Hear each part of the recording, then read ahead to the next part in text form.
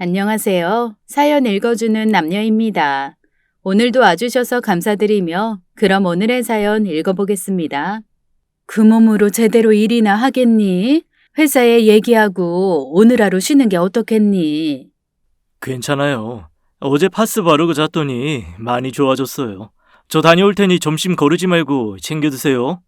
한껏 처진 어깨를 한 채 문을 나서는 아들을 보니 마음이 편하지가 않더군요. 세상에 어떤 어미가 자식이 힘들어하는 걸 무심히 보아 넘길 수 있겠어요. 그래도 어쩔 수가 없습니다. 안 간다 하면 등을 떠밀어서라도 내보내야 하는 게 지금의 제 입장이기 때문이에요. 말이야 쉬라는 투로 했지만 그건 그냥 입에 발린 말일 뿐이랍니다. 아들이 이번 기회에 제대로 정신을 차려야 제가 떠난 후에도 정신 차리고 살아갈 것을 아니까요. 저도 저지만 아들도 참 많이 달라지긴 했네요. 예전 같으면 일은 고사하고 투정만 부렸을 텐데 말입니다. 그래서 한편으론 고맙기까지 합니다. 그래야죠. 지도 이젠 나이가 40인데요. 남들처럼 제대로 된 가정을 꾸리고 안정된 삶을 이어나가지 못하는 건 아쉽지만 지금부터라도 노력하면 언젠가는 그렇게 되지 않을까 기대를 하고 있습니다. 지놈도 바보가 아닌 이상 그렇게 되려고 노력할 테고요. 지 하나 그렇게 만들려고 온 가족이 말도 안 되는 연극까지 했는걸요. 저희들이 벌인 연극의 전모를 아들이 다 알지는 못하지만 그래도 어느 정도는 알았을 겁니다. 그걸 안다면 이젠 정신 차려야 하는 것도 맞고요. 물론 아직은 완전히 마음을 놓지는 못하고 있습니다. 40년 세월 동안 보아온 아들의 성정을 생각한다면 아직 마음을 놓기는 이른 것도 사실이거든요. 그래서 더 긴장의 끈을 조이고 있는 중이랍니다. 민우 막 나갔어요. 당신이 애 잘 되게 많이 도와줘요. 거실 한켠에 놓인 액자 속에서 웃고 있는 남편에게 혼잣말을 해봅니다. 1년 전에 세상을 떠난 남편은 하나뿐인 아들이 정신을 차리는 걸 보지 못하고 떠났답니다. 참 힘들었을 거예요. 엇나가기만 하는 아들을 보는 일이 암덩어리가 주는 고통보다 더 무서웠을 테니까요. 그래서 대본을 쓰기까지 했던 사람이었어요. 오늘은 남편이 남긴 대본에 대해서 이야기해드릴까 해요. 망나니 아들 정신 차리게 하기란 제목의 대본이었죠. 때론 한숨 나고 때론 화도 나다가 결국 안타까워질 그런 내용이랍니다. 안녕하세요. 전 70대 중반의 여성입니다. 꽤 오랜 시간을 살았으니 할 말도 많고 들은 것도 많은 그런 사람이죠. 기회가 되면 남편 이야기도 하고 딸 이야기도 해야겠지만 그래도 가장 할 말이 많은 건 역시 아들에 관한 것이네요. 대충 짐작은 하시겠지만 제 아들놈이 저희 부부의 유일한 고민거리였답니다. 30대 중반에 본 누뚱이인데다가 저희 제사를 치러줄 유일한 놈이었으니 참 기대가 많은 놈이었어요. 위로 8살 연상의 딸도 예쁘긴 했지만 아무래도 제가 옛날 사람이다 보니 은근히 아들에 대한 기대가 커질 수밖에 없더라고요. 진짜 해달라는 거면 다 해줄 정도로 예뻐했답니다. 다행히 남편이 물려받은 것도 많았고 사업도 그만해서 돈 걱정 안 하고 자식을 키울 수 있었어요. 그게 아들을 엇나가게 할 줄은 정말 몰랐어요. 딸은 안 그랬거든요. 뭐 기집애가 남자아이보다 먼저 철이 나는 건 맞지만 그런 걸 고려해도 딸은 아들과 너무 달랐답니다. 크게 바라는 것도 없었지만 저희가 주는 모든 것에 언제나 감사할 줄 아는 아이였거든요. 방학이 시작되는 날이면 가방 가득 상장을 담아와 저희 부부를 웃음 짓게 만드는 그런 아이이기도 했고요. 다른 학부모들이 각자 자식 이야기를 꺼낼 때면 가장 할 말이 많게 만들어주는 자랑스러운 아이였어요. 그래서 8년 후 본 아들도 그럴 거라고 생각했어요. 어차피 제 뱃속에서 나온 아이니 크게 다를 바 없다고 생각한 거죠. 착각도 그런 착각이 없었네요. 똑같은 부모 밑에서 동등한 사랑을 받고 자라도 다를 수 있는 게 아이란 게 몰랐답니다. 딸을 키울 때는 칭찬을 받으러 다녔던 곳이 학교였는데 아들 때는 고개를 숙이러 가는 곳이 학교로 변해버렸을 정도였어요. 그래도 크면 나아지겠지 하는 기대를 놓지는 않았답니다. 어릴 때야 그럴 수 있는 거라고 생각했거든요. 3살 버른 여든 간다는 말이 괜히 있는 게 아니더군요. 아들은 간신히 지방에 이름 없는 대학에 들어가고 나서도 달라지질 않았어요. 또래들보다 많은 용돈을 받았음에도 수시로 남편 아닌 제게 몰래 돈을 달라고 그랬거든요. 그 돈 모두는 술 먹고 게임하는 데 들어갔고요. 생각해보니 제 잘못이 큽니다. 자식을 마냥 감싸는 것만이 사랑은 아닌데 말이죠. 이유가 없는 건 아닙니다. 애들 아빠는 엄격한 편이거든요. 아무리 예쁜 아들이라고 해도 잘못한 게 있으면 크게 꾸짖었답니다. 딸이야 그런 경험이 없었지만 아들에겐 그게 일상이었어요. 하루가 멀다 하고 야단을 맞고 코가 쑥 빠진 놈을 보니 마냥 안타까울 수밖에 없었어요. 그러니 제가 더 신경을 써주었는데요. 그게 문제였던 겁니다. 아들은 군대를 다녀오고 대학을 졸업하고 나서도 예전과 다르지 않은 생활을 이어나갔답니다. 취직을 해도 몇 달 버티지 못하고 회사를 그만두기 일쑤였어요. 그래도 아쉬울 게 없었으니 그랬던 거였죠. 부모가 부유하니 없는 집 자식들처럼 월급을 못 받는다고 삶의 불편함을 느낄 필요는 없었으니까요.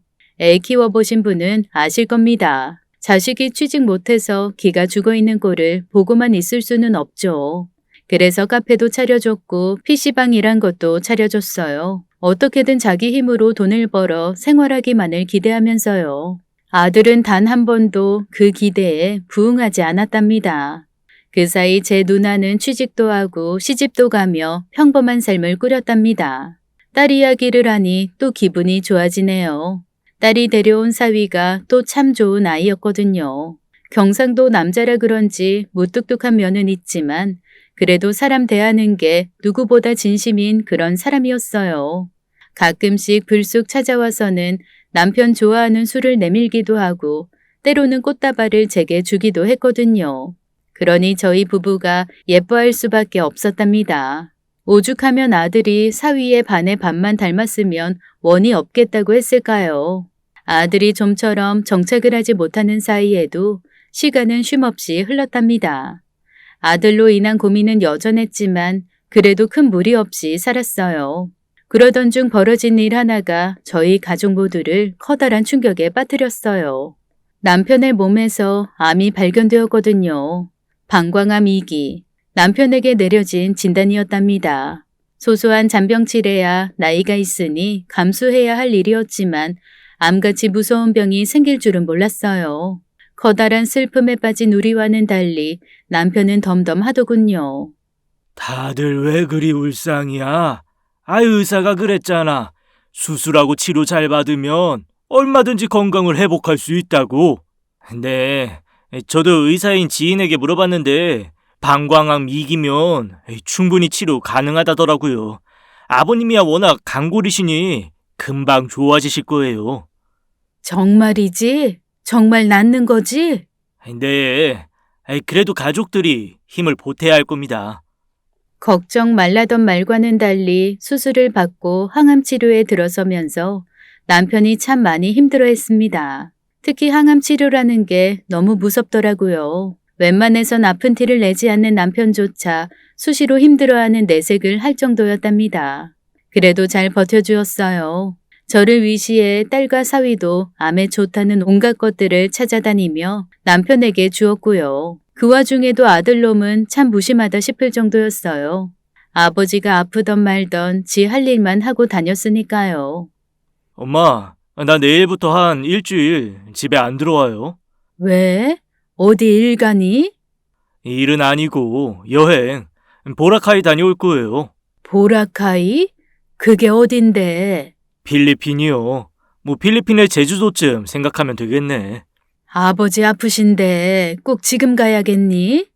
이미 약속한 거라 어쩔 수 없어요. 그리고 아버지 돌아가신 것도 아닌데 매형도 그랬잖아요. 각자 할 일 충실히 하면서 지내면 된다고. 틀린 말은 아니었습니다. 남편이 아프다고 해서 하던 일을 그만둘 이유는 없었으니까요. 그래도 서운한 건 사실이었습니다. 아들을 제외한 모두가 다 남편을 신경 쓰고 수시로 챙기는 것에 비해 아들은 아무것도 하지 않다시피 했거든요. 하다못해 말이라도 했으면 그러지도 않았어요. 그래도 어쩝니까? 이미 약속되어 있던 일정이라는데요. 말로는 그러더라고요. 일하는데 필요한 정보를 얻으러 간다고. 저야 보라카이가 어딘지도 모르고 그곳에 뭐가 있는지도 모르니 그런갑다 했지만 사실은 그게 아니었답니다. 아들이 여행을 다녀오고 나서 우연히 아들 핸드폰에 있는 사진을 보게 됐어요. 아들이 샤워하러 간 사이에 핸드폰이 계속 울리지 뭡니까? 한두 번이면 그냥 넘어갔을 텐데 10번 이상 알림음이 나니 그냥 두기가 뭐했거든요.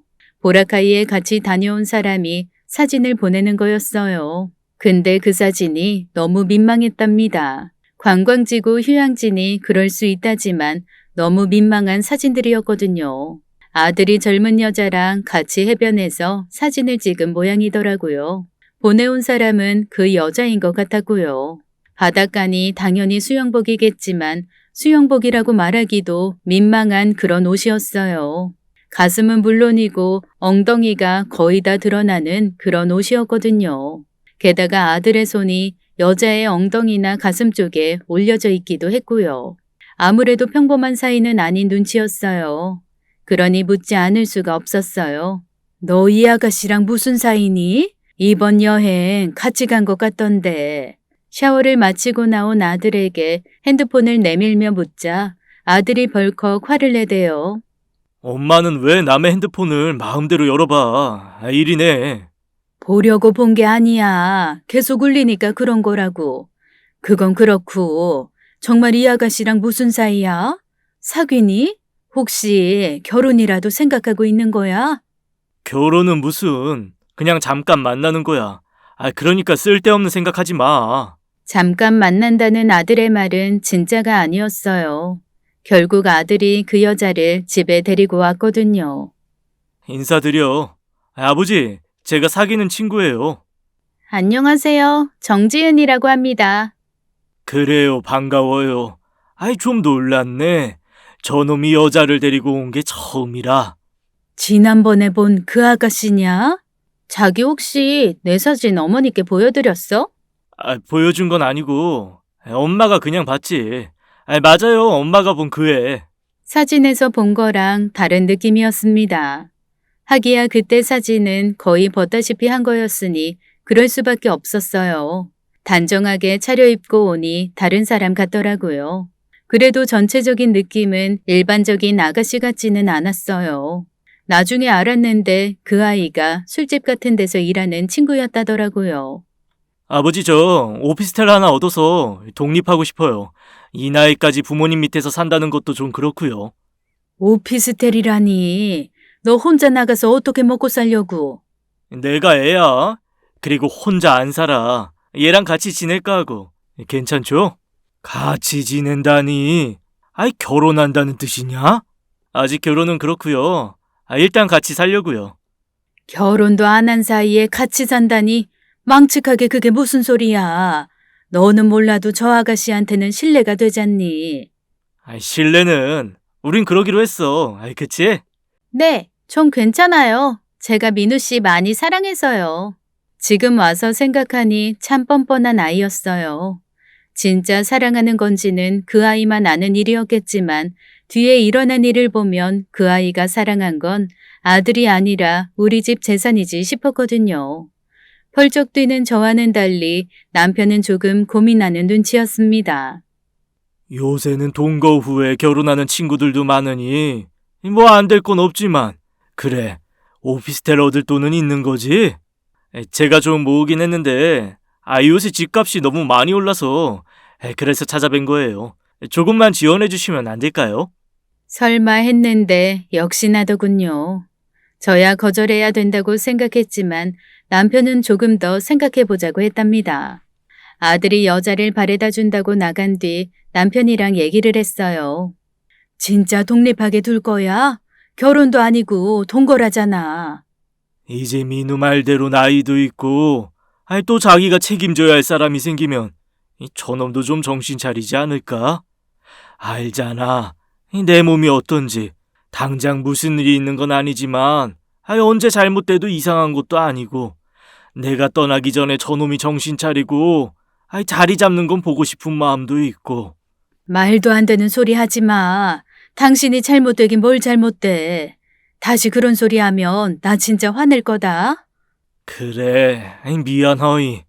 아무튼 민우가 이번 일을 계기로 정신을 차릴 수 있을 것 같아서 그래.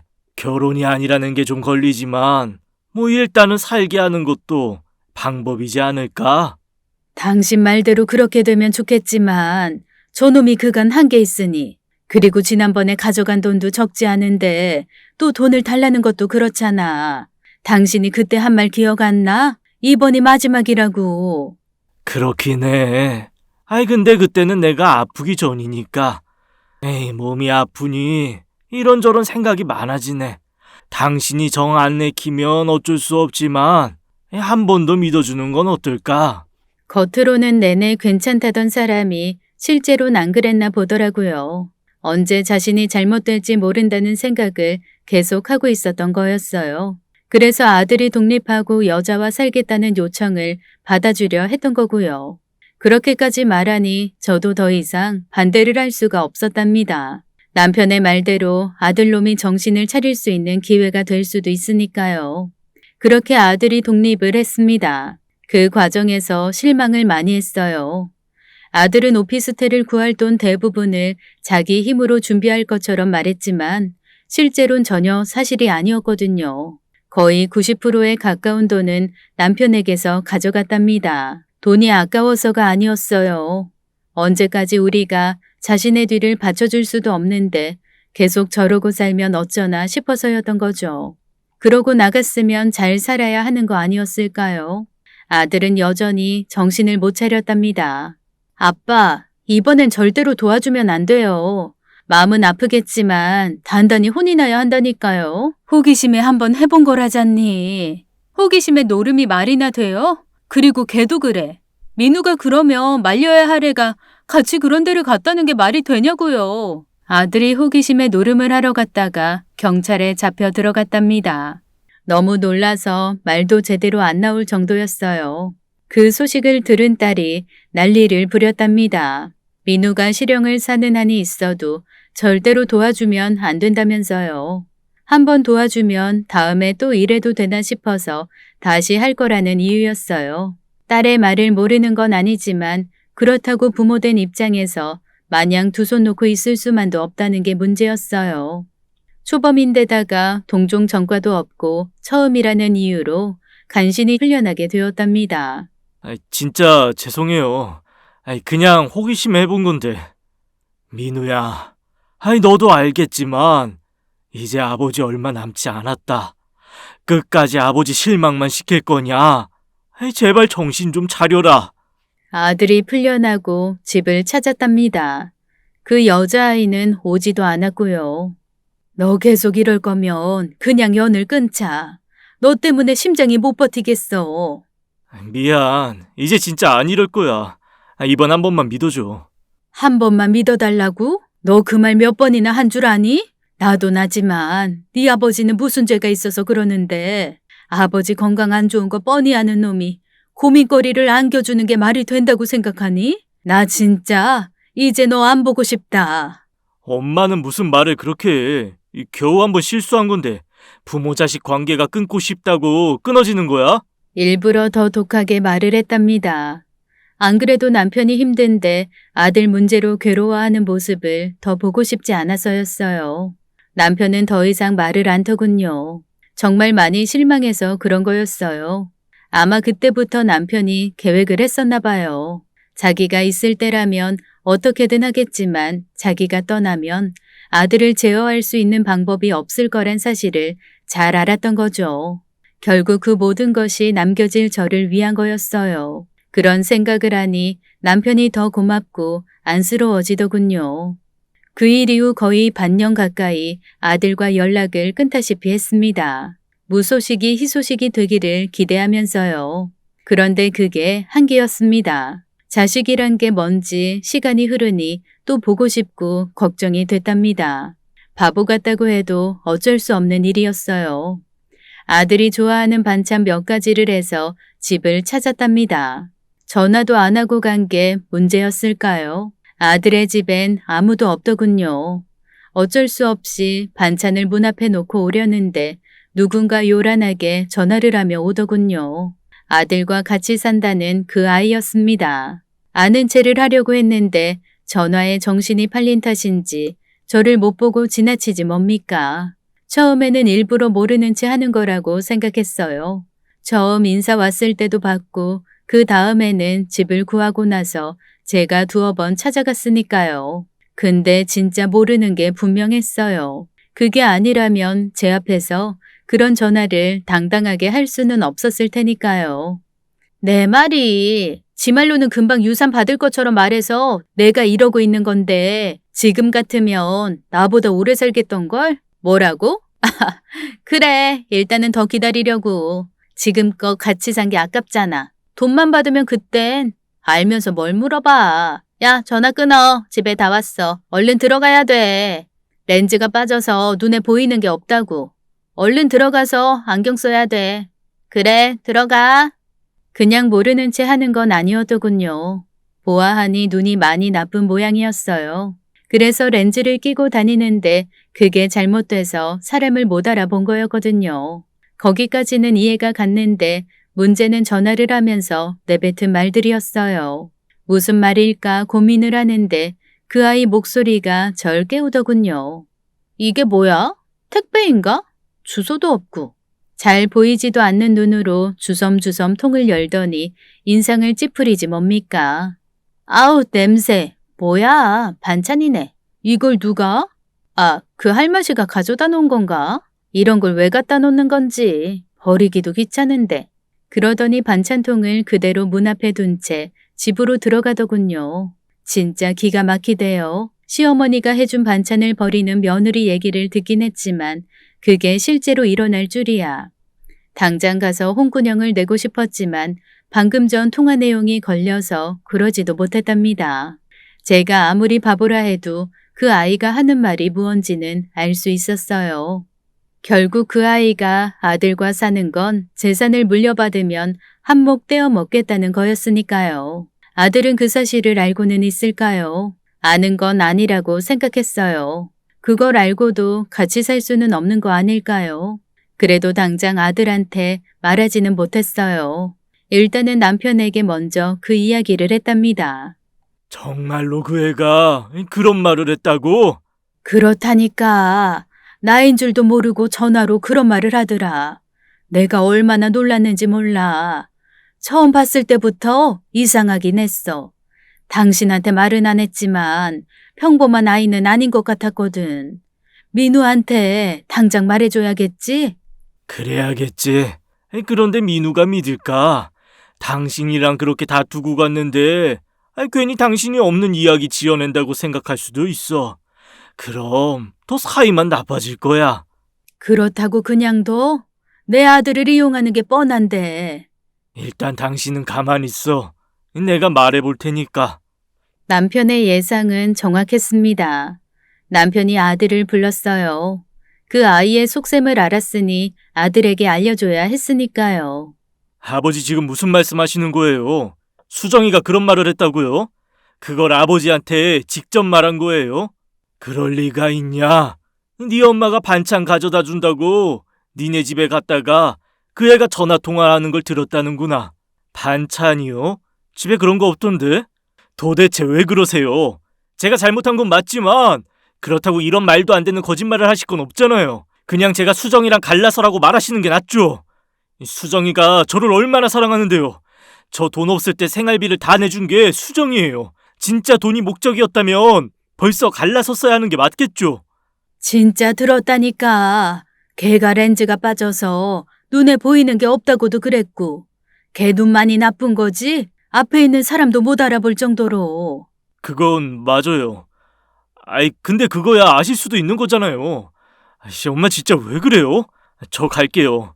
이런 말씀 하시려면 저 부르지 마세요. 콩깍지가 쉬어도 단단히 쉬었더라고요. 부모 말도 안 믿는 게 그 증거였어요. 이제 아들에겐 저희보다 그 여자가 더 소중한 사람이 되었더군요. 그렇게 아들과는 점점 더 멀어졌습니다. 대신 그 역할을 사위가 맡게 되었고요. 남편은 자신이 약해질수록 더 사위를 찾았답니다. 아마 아들이 해야 할 몫을 사위에게 물려주려 했던 거겠죠. 사위는 충분히 그럴 능력이 있었으니까요. 게다가 그럴 의지도 있었고요. 진짜 많은 힘이 되어주었어요. 제가 아무리 남편을 챙긴다고 해도 남자가 필요한 순간이 있기 마련이잖아요. 그럴 때면 언제나 사위가 그 자리를 메워주었어요. 사실 사위가 그리 한가한 사람은 아니었거든요. 남편의 암 발병 얼마 후 사위가 다니던 회사를 나와서 독립을 했답니다. 워낙 그 바닥에서 실력을 인정받았던지라 자기 회사를 차리고 나선 더 정신이 없어졌음에도 사위는 장인의 일이라면 최우선적으로 맡아주었답니다. 때로는 저를 빼놓고 둘이서만 이야기를 하는 일도 부쩍 늘었을 정도였어요. 아마 그 즈음에 남편은 자신의 계획을 사위와 이야기했던 모양이에요. 다 남겨질 저를 위한 계획이었답니다. 남편과 사위의 만남이 잦아지는 것에 비례해 남편의 몸도 점점 나빠졌어요. 어느 순간부터는 밥을 먹는 것조차 힘들어할 정도였어요. 그래선 안 되는데 저도 모르게 잔소리를 하게 될 만큼이요. 제발 밥 좀 먹어. 밥을 안 먹으니 살이 빠지잖아. 이 사람아, 나라고 먹기 싫어 그럴까? 안 들어가. 들어가는 순간 목구멍에서부터 막히는 걸. 그러지 마. 나 죽고 나면 지금 잔소리 하는 게 다 후회로 남을걸. 정말로 그랬습니다. 남편이 떠나고 나서 그동안 제가 했던 그 모든 말들이 하나하나 다 후회가 됐거든요. 좀 더 잘해줄 걸, 좀 더 다정하게 말할 걸 하는 생각들이 차고 넘쳤을 정도로요. 그래도 그때는 어쩔 수 없었어요. 남편이 하루 종일 아무것도 먹지 않으니 화를 내고 잔소리를 해서라도 삼키게 하고 싶다는 생각뿐이었답니다. 설령 나중에 후회를 하더라도 그때는 그래야 했어요. 엄마, 마음 단단히 먹어야 돼. 아빠 이젠 진짜 얼마 안 남으셨어. 의사가 마음의 준비를 하는 게 좋다고 말하더라. 민우는 요즘 아예 연락 없지? 괘씸하긴 해도 그래도 아들이잖아. 민우한테는 내가 연락할게. 아빠 가시기 전에 뵈야지. 딱히 대답할 말이 없었습니다. 딸이 연락을 하지 않았다면 저라도 했을 테니까요. 아무리 괘씸해도 자식은 자식이고 그러면 남편의 마지막을 지켜야 하는 게 맞았습니다. 아버지, 몸이 왜 이래요? 거의 1년 만에 보는 아들이었습니다. 어떻게 사는지는 모르겠지만 그리 나빠 보이진 않더군요. 아버님, 저도 왔어요. 빨리 쾌차하세요. 함께 산다는 그 여자도 함께 왔더군요. 지난번 그 일이 떠올라 상대하기도 싫었지만 그래도 남편을 보겠다고 온 사람을 내칠 수는 없어 그냥 뒀습니다. 그날 이후 아들과 그 아이는 수시로 집을 찾아왔습니다. 아무래도 이별이 멀지 않았음을 느꼈기 때문이겠지만 마음 한편으론 깨름직한 생각을 못내 떨칠 수가 없었습니다. 그 여자가 노리는 게 남편의 재산이라는 걸 아는 까닭이었죠. 물론 그런 내색을 하지는 않았어요. 웃는 얼굴에 대놓고 침을 뱉을 수는 없는 게 사람이니까요. 적어도 겉으로 보기엔 정말 남편을 생각하고 걱정하는 것처럼 보였답니다. 남편이 가기 전에 보는 모습이 좋은 것이기를 기대하면서 우리 가족들은 남편을 북돋우고 힘을 주려 노력했어요. 다 같이 모여 밥도 먹으러 다녔습니다. 그렇게 웃고 떠들다 보니 어느새 남편의 마지막 날이 찾아왔고요. 사람이 죽을 때가 되면 안다더니 남편이 그랬습니다. 다 모아두고 한 사람 한 사람에게 이야기를 하더군요. 평생 고생만 했는데 미안하네. 다음 생에서 만나면 그땐 진짜 잘할게. 솔직히 싫었습니다. 진짜 이별 인사처럼 들렸거든요. 다음 생 같은 소리 한다. 지금 잘하면 되지. 빨리 나와서 잘해. 그래, 얼른 나와서 당신한테 잘해야지. 힘이라곤 하나도 느껴지지 않는 말투였습니다. 수시로 울컥거리는 걸 참는 게 얼마나 힘들었는지 몰라요. 그렇게 제 손을 꼭 잡아준 남편은 다음 날 자는 듯 세상을 떴습니다. 야속한 사람 같으니라고. 남편이 떠나는 길 많은 사람들이 찾아와 주었습니다. 남편이 그랬거든요. 자기가 딴 건 몰라도 사람들한테는 잘했다고요. 그러니 자기 상에 사람들이 많이 올 거라고 자랑을 했어요. 그 자랑이 빈말이 아니대요. 진짜 많이들 와주셨어요. 남편 밑에서 일하다 독립한 사람들까지 다 왔을 정도였답니다. 한결같이 그러대요. 허 사장님 덕에 진짜 도움 많이 받았다고요. 남편은 그런 사람이었어요. 모두가 눈물 짓는 그 와중에도 눈물 자국 하나 내비치지 않던 사람이 바로 아들과 사는 그 아이였어요. 정식으로 결혼을 한 건 아니니 상복을 입을 수도 없고 그럴 필요도 없었지만 그래도 식장을 지켜야 한다고 생각했는데 그 애는 안 그랬답니다. 뭐가 그리 바쁜 건지 잠깐 보이나 싶다가도 어느새 사라졌으니까요. 그 아이가 보인 건 상이 끝난 뒤였습니다. 남편의 유언장에 따라 유산을 분배하는 과정에서는 단 한 번도 빠지지 않았거든요. 아버지 재산이 이게 다라고요? 그래. 어차피 이 집은 처음부터 어머니 명의였고 아버님 동사는 생전에 거의 다 소진하셨어. 처남한테 간 것도 적지 않고 아버님이 수시로 기부를 하셨거든. 그때 분명히 보았답니다. 그 여자애가 짓던 표정이요. 실망이 가득한 얼굴이었어요. 아무리 그래도 이게 뭐예요. 저한테 돌아오는 게 겨우 1억 조금 더 되잖아요. 믿을 수가 없어요. 아버지 재산이 이 정도밖에 안 될 리가 없잖아요. 아들의 의심은 정당한 것이었습니다. 솔직히 저도 꽤 놀랐거든요. 저야 모든 걸 남편이 관리하니 제대로 알지 못했지만 그래도 남편 재산이 그 정도밖에 안 된다고는 생각하지 않았답니다. 사위 말대로 살고 있는 집은 처음부터 제 명의였으니 그렇다 쳐도 남편이 가진 자산이 그것밖에 안 됐을까요? 아들의 의심은 정확했답니다. 일주일 후 아들이 울그락불그락하며 저를 찾았답니다. 내 이럴 줄 알았어. 수정이가 아는 사람이 있어서 조사를 부탁했는데 말이지. 이것 좀 봐. 아버지 재산 대부분이 매형한테 넘어갔어. 이건 보나마나 매형 수작이야.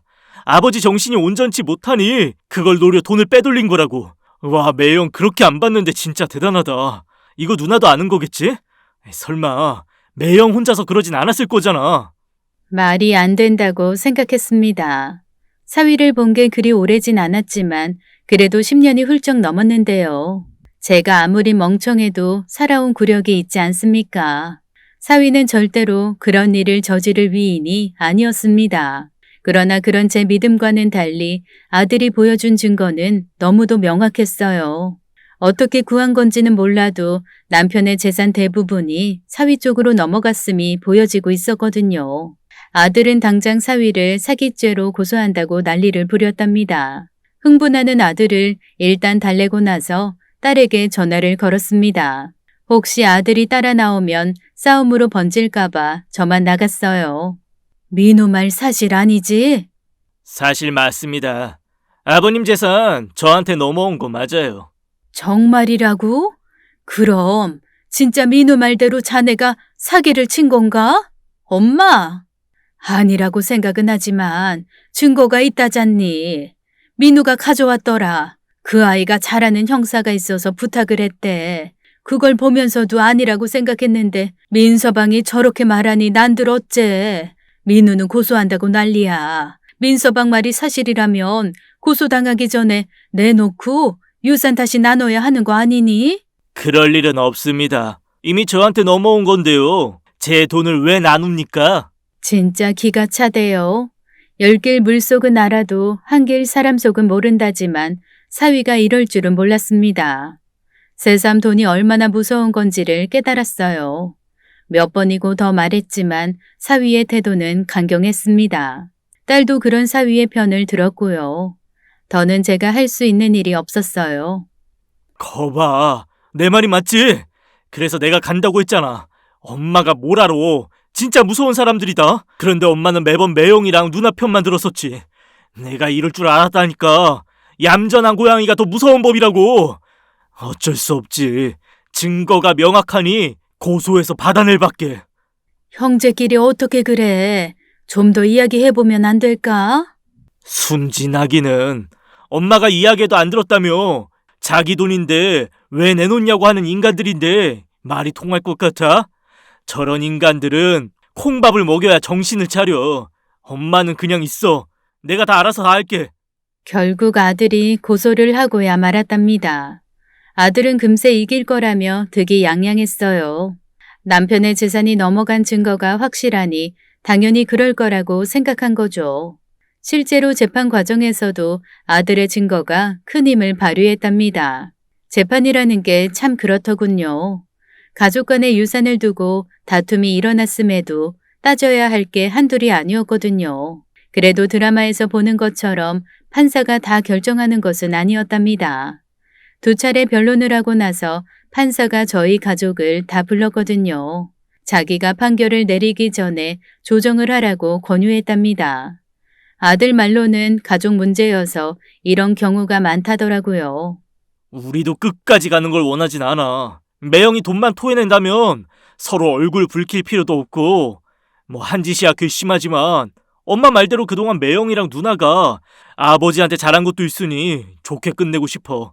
근데 판사가 조정안 제시하는데도 끝까지 버티겠다고 그러면 그때는 어쩔 수 없지 뭐. 신문에 재산 갈취한 사이라고 실리고 싶다면 그렇게 해줄 수밖에.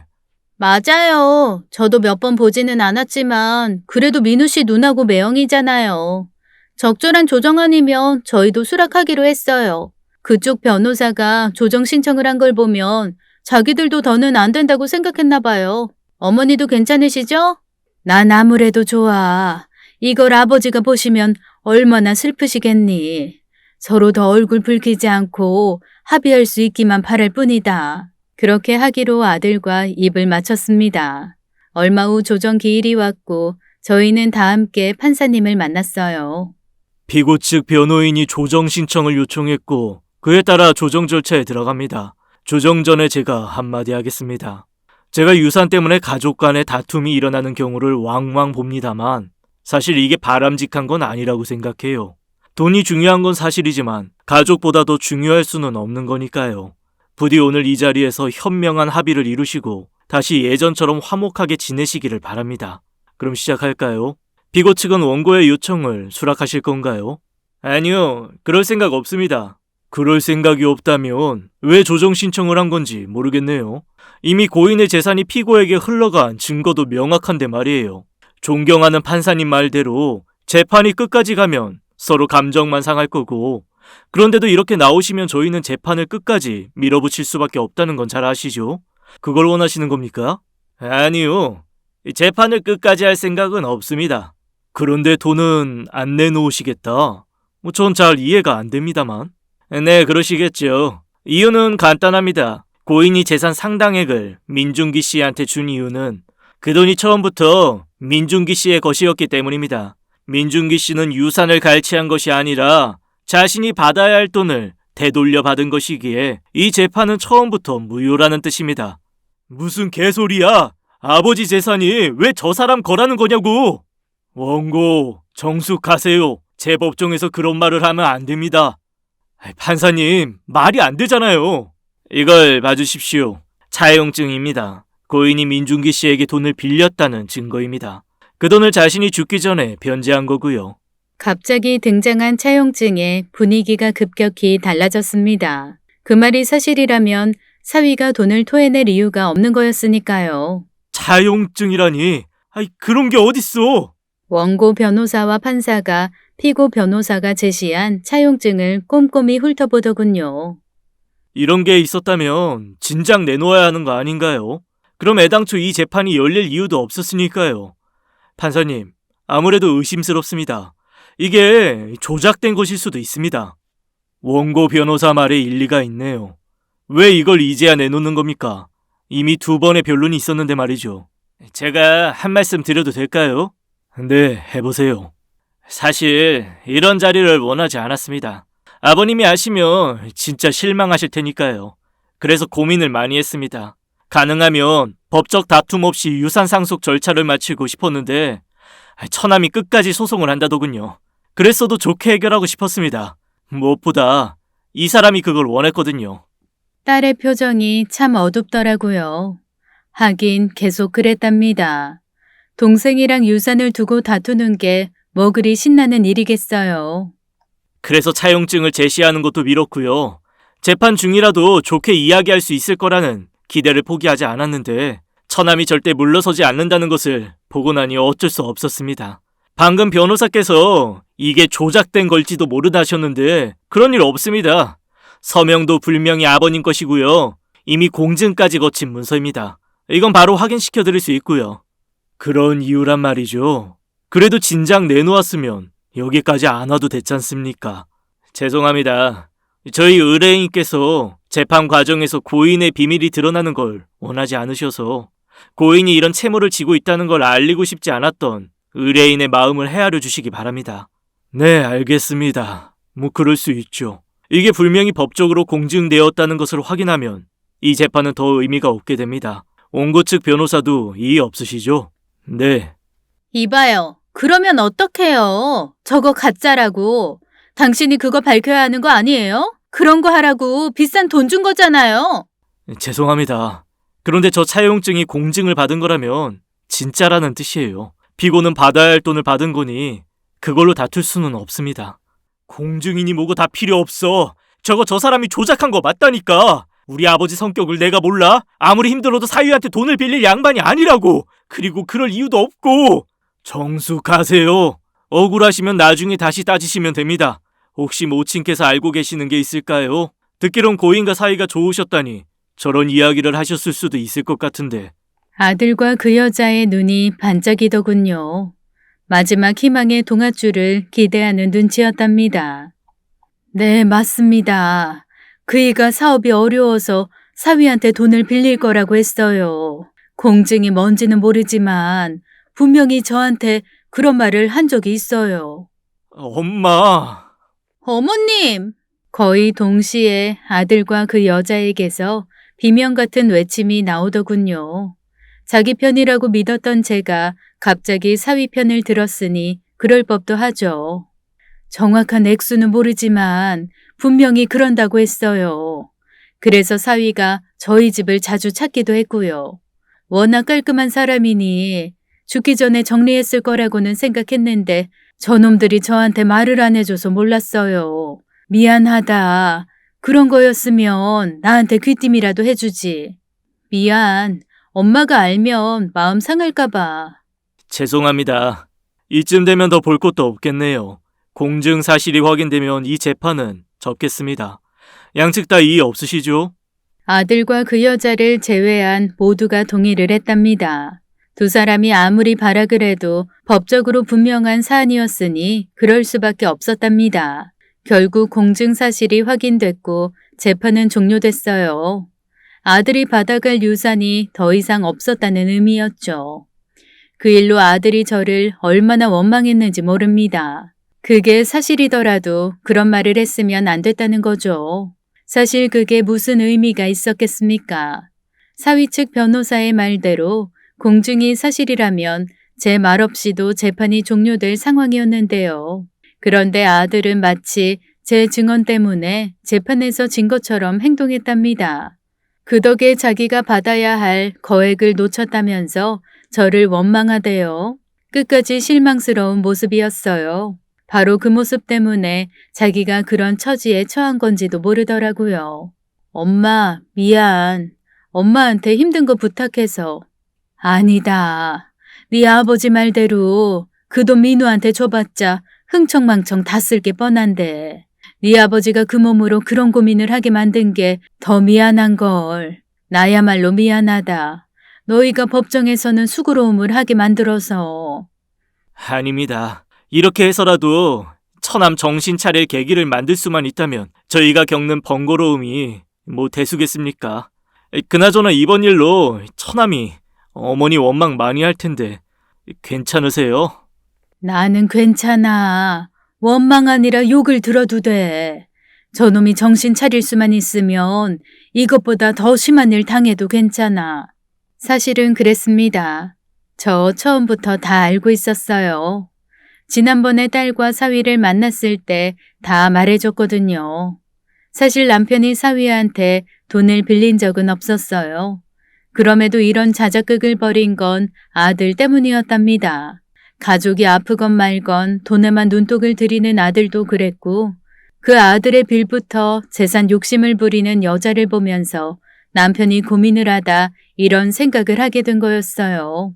남편 스스로 아들에게 유산을 남겨주지 않겠다고 선언해도 아들이 그를 받아들이지 않으면 어쩔 수 없는 게 우리 법이라더라고요. 유류분 제도라는 게 있어 아들이 소를 제기하면 일정 부분은 아들에게 돌아갈 수밖에 없다고 그러대요.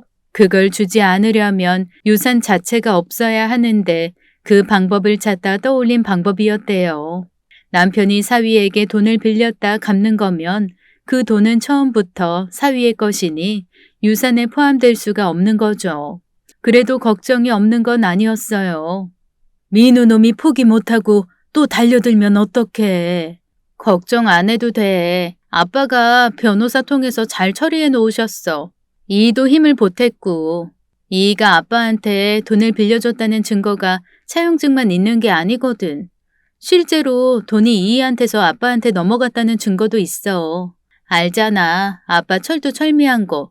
나도 좀 놀랐어. 그 정도까지일 줄은 몰랐거든. 자세한 건 모르지만 아들이 아무리 꼬투리를 잡아도 어쩔 수 없을 거란 게 딸의 말이었어요. 남편이 혹시 불거질지 모르는 의혹까지도 다 완벽하게 막아놓았다더라고요. 이 돈은 일단 제가 잘 가지고 있겠습니다. 언젠가 될지는 모르겠지만 처남이 정신을 차린다 싶으면 그때 줘도 될 거고요. 안 그래도 돼. 그건 너희들 아버지 모신다고 고생한 게 어딘데. 어차피 나야 곧 죽을 사람이니 크게 돈이 필요한 것도 아니고. 아빠가 남겨준 돈이면 충분하지. 거기다 집도 있는데 뭐가 걱정이야. 그럼 내가 다 가져도 돼? 그럴 수야 없지. 우리 아빠가 그 고생을 하면서 한 일인데. 엄마, 너무 걱정 마. 민우 정신 차릴 거야. 그러면 저 돈으로 제대로 살 수 있을 거야. 그때까진 엄마 힘들겠지만 비밀 꼭 지켜야 되는 거 알지?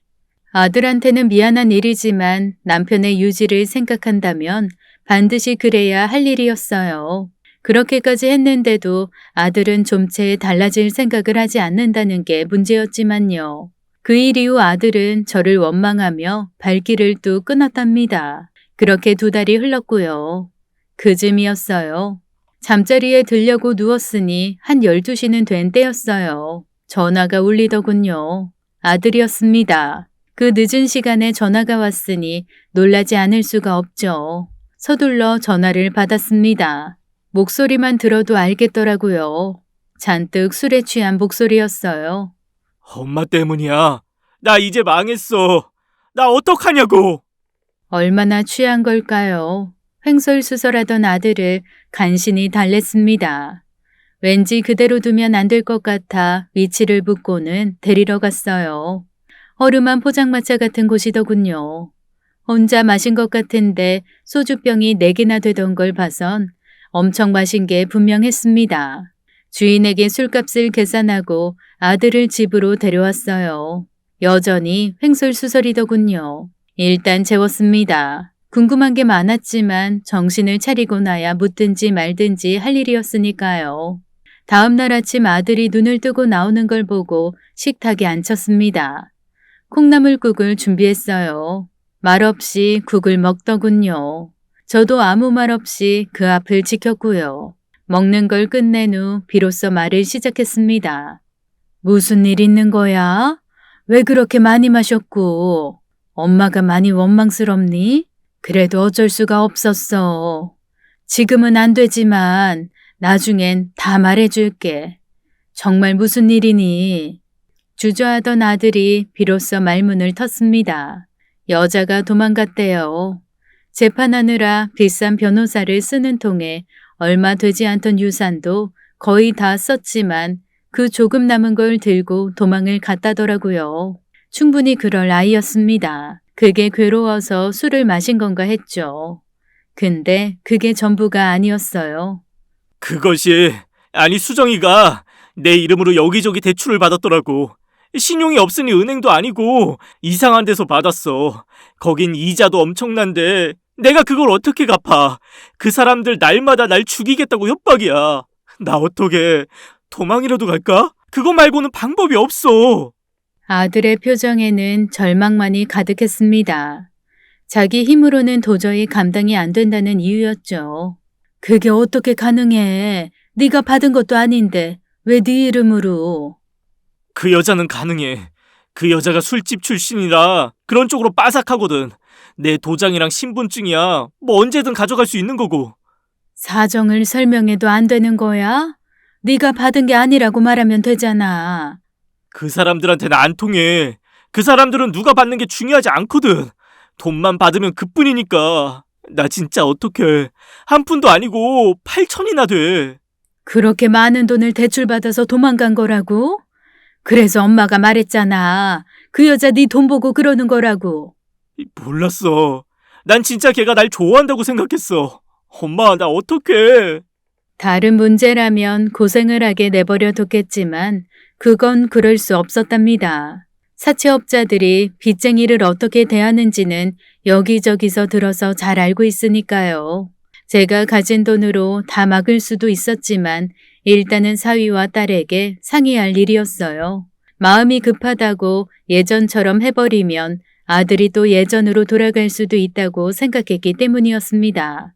진짜 너 바보야? 잠깐만. 윽박 지른다고 해결될 문제 아니잖아. 그러니까 8천이 원금인 거지? 사채 이자 생각하면 액수는 늘 거고. 내 말 맞아? 네. 그래도 돈 빌린 지 얼마 되지 않아서 이자가 많이 불지는 않았대요. 진짜 저걸 어째야 해? 여보, 어떡해. 일단 내가 그 사람들 만나볼게. 아무리 사채라고 해도 법정 이율이라는 게 있으니까 그건 넘지 않는 선에서 해결해야지. 당신 혼자 가지 마. 그런 사람들 무섭다면서. 무서워봤자지. 그래도 혼자는 안 갈 거야. 일단 윤 변호사님한테 연락해서 사무장이라도 데리고 가려고 해. 사무장이라면 그런 일은 변호사님보다 더 빠삭하니까. 사위의 판단은 옳았습니다. 윤 변호사님 사무실에 있던 사무장이란 사람이 법의 근거에 이야기를 하니 사채업자들도 마냥 억지를 부리지는 못했다더군요. 그렇게 아들 이름으로 된 채무를 다 변제했습니다. 그게 계속 아들의 발목을 잡게 내버려둘 수는 없었기 때문이었어요. 저는 제 돈으로 하겠다고 했지만 사위와 딸이 그러지 못하게 했어요. 그 돈은 제 생활비로 써야 한다면서요.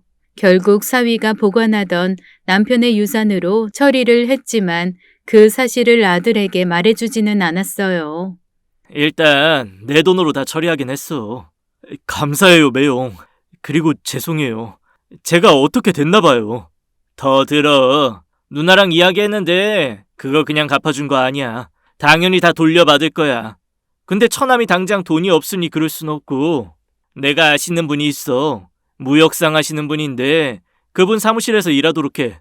무역일을 모르겠지만 그래도 처남이 경영학과 나왔으니 아주 무지하지는 않을 거잖아. 너 잘해야 돼. 네가 이번에도 매번 하듯 엉망으로 일하면 결국엔 네 매형한테 욕 돌아가는 거 알지? 그분 매형한테는 스승님 같은 분이셔. 그래서 너도 받아주시는 거고. 누나 말 알겠어? 매달 받는 월급에서 반은 가져갈 거야. 나머지 반은 저금하고. 알았냐고. 알았어. 그럴게. 고마워. 고맙기는. 엄마한테나 잘해. 엄마 다 늙은 아들 뒷바라지 할 신세니까. 그날 이후 아들은 생전 처음으로 제대로 된 일을 하기 시작했답니다. 익숙치 않은 일이다 보니 힘에 겨운 기색이 역력하지만 그래도 걱정했던 중도 퇴사는 안 하고 있으니 다행이랄까요. 게다가 일도 나름 재미가 있는 것 같기도 한 눈치더라고요. 제대로 일을 배워서 자기도 그런 사업을 해보고 싶다는 말도 하는 걸 보니 어쩌면 이번엔 남편의 바람이 통할 것 같다는 생각도 듭니다. 그래도 방심할 순 없다는 거 잘 알아요. 사람이 그렇게 쉽게 변하진 않는 동물이잖아요. 여보, 당신 아들 이번엔 정신 차리게 도와줘야 돼. 그 정도는 해줄 거지? 아들이 출근하면 매번 거실 한켠에 놓여진 남편 사진을 보며 부탁하는 게 일과가 되어버렸답니다. 다행히 지금까지는 남편이 잘 도와주고 있고요. 모쪼록 계속 그러기만 바라고 있어요. 그게 아니라면 남편이 그 고생을 해가며 써놓은 대본이 허사가 되니까요. 남편의 마지막 작품이 반드시 성공하기를 바라며 이만 제 얘기를 줄이겠습니다. 긴 시간 들어주셔서 너무 감사했습니다. 오늘 이야기 어떠셨나요? 오늘도 끝까지 함께 해주신 여러분 감사드립니다. 저희는 다음 사연으로 돌아올게요.